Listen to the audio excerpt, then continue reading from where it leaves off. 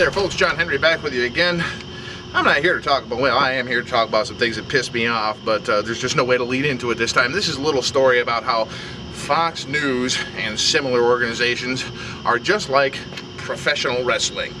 Now, some of you know I was in the wrestling business for about 3 years as a ring announcer and a manager, and I took a couple bumps here and there, but I wasn't a wrestler. I want to make that real clear right up front. But I learned how the business works, and I've been on stage doing other things off and on most of my life. So let me explain a couple of things to you. In the wrestling business, we have what are called marks. Now, mark is an old term that originated when wrestling was part of a carnival show. Originally, it literally was a mark. Whoever was running the game, they might have a kid working with them or something like that. They'd nudge the kid after they fleeced somebody for some bucks, and the kid would go up to the person that they just took the money from and put a little chalk mark on their back. So that way, when the guy's walking down the midway, the other carnies see that mark on his back and they go, this is a guy I can take some money from. Now, in the wrestling business, a mark is basically somebody who still believes that a professional wrestling match is a competitive athletic fight. There's nothing about wrestling that isn't athletic, and it is competitive, but it's not a competitive fight, that's all. Modern professional wrestling is an athletic exhibition with a predetermined outcome, the purpose of which is to make money.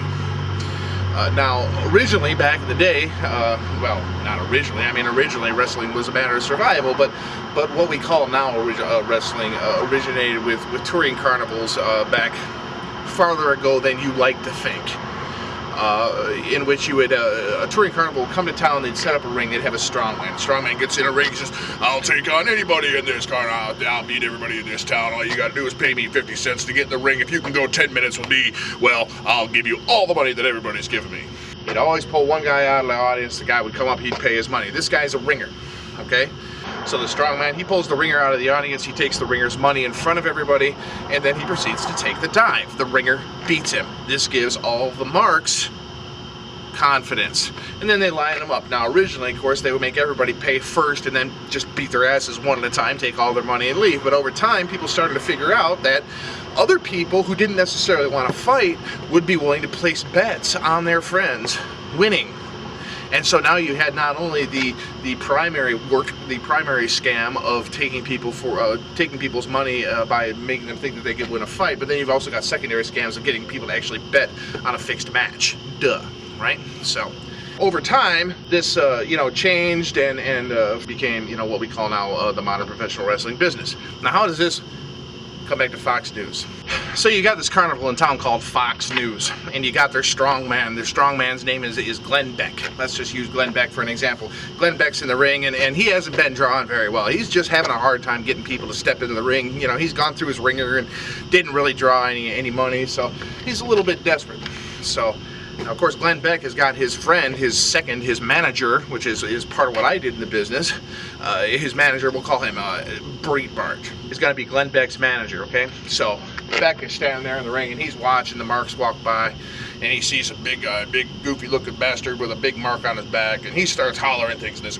I bet I can take you, boy. I'll kick your ass. I'll whip you in front of all your friends right here. All you got to do is get in this ring. Just give me some money. Give me 50 cents. Give me 25 cents. Get in this ring. I'll give you $10 if you can last 5 minutes in this ring with me. And he talks it up, and he hollers, and he talks up. He catches the guy's attention, which always works because the guy's a mark. Catches the guy's attention, and maybe the guy's friend even starts to get in on it, right? Maybe his friend is a mark too, and say, hey man, look, I'll pay the 50 cents. I just want to see you beat this guy's mouthy ass. Come on, come on. So this guy out of the crowd, we'll call him ACORN, he comes and he gets into the ring, and he goes for this fight. And now Breitbart and Beck, they don't know for sure that they can beat this guy, but they don't have to because they're going to cheat, okay? They're going to cheat. They're going to actually throw this fight, and this is the way it works. They go back and forth for about 3 minutes. And then all of a sudden, Beck will break loose, and he'll kind of distract the crowd over here, and he'll do something over here, and he'll do something over here that gets people's attention away from ACORN. While their attention's away from ACORN, here comes Breitbart. Breitbart drops maybe a roll of quarters or a set of brass knuckles or something, just kind of tucks them in to ACORN's back pocket. Then Beck turns back around to ACORN, arms wide open, and the first shot he takes, bam, he goes down like a ton of bricks. ACORN, surprised but pleased that they have won this fight, they take the pin, and take the money in the whole 9 yards. And then all of a sudden, Breitbart jumps up and says, hey, that guy, he cheated. He's got brass knuckles. He's got a sap in his boot, blah, blah, blah. And the referee, who is, of course, in on it, checks the boot. Sure enough, there's a set of brass knuckles that ACORN carried into the ring and used to evilly, terribly, horribly cheat and beat that poor, innocent victim, Glenn Beck, out of his hard-earned money. And by the time they get done with this, even ACORN's friends out there in the crowd are going to believe that ACORN just suckered Glenn Beck, and that Glenn Beck is the victim. And that, my friends, is in a nutshell how Glenn Beck, Bill O'Reilly, Ann Coulter, Michael Savage, the entirety of the Fox News channel and everybody else, that is how they do what they do. They lie, they cheat, they misdirect. They convince us that the people that they are talking about are the evil ones, whoever they are, the black people, the gays, the liberals, the Democrats, women, whoever it is this week. They're the evil ones. They cheated. You have to hate them, and it works.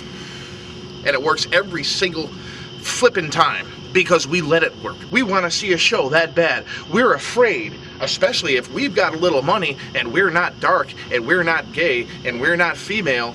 We're afraid of those dark, female, gay, poor people coming to take what's ours.